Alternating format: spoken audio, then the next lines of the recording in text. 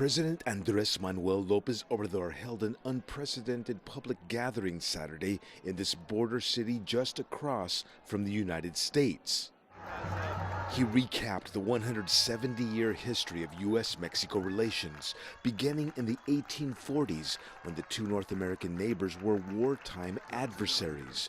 Then Lopez Obrador explained how just last week his government avoided an economic crisis.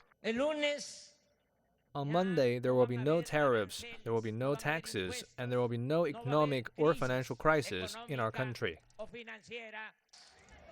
Mexico's negotiating team, headed by Foreign Relations Minister Marcelo Ebrard, promised Mexico will use a newly created National Guard to patrol Mexico's southern border in an effort to prevent would-be Central American migrants from entering Mexico.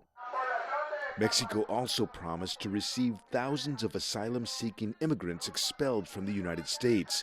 Under the agreement, Mexico promised to find them jobs and pay for their education and health care. Lopez Obrador reiterated that the mounting humanitarian crisis will end when the United States and Mexico go after the root causes of the problem.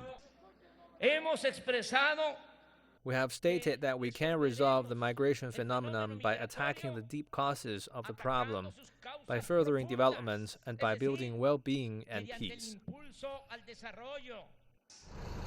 U.S. President Donald Trump hinged his threats to impose progressive tariffs on all Mexican products on Mexico's efforts to curb immigration from Central America.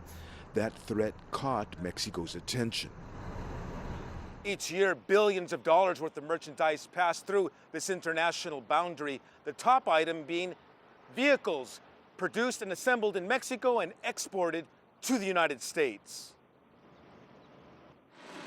While Trump tries to convince his supporters that the United States is facing a massive immigration crisis, longtime immigration observers say he's doing it with the 2020 presidential election in mind. The number of migrants or people who seek asylum at the U.S.-Mexico border has grown significantly over the last few months, but it still has not matched what we had seen many years ago.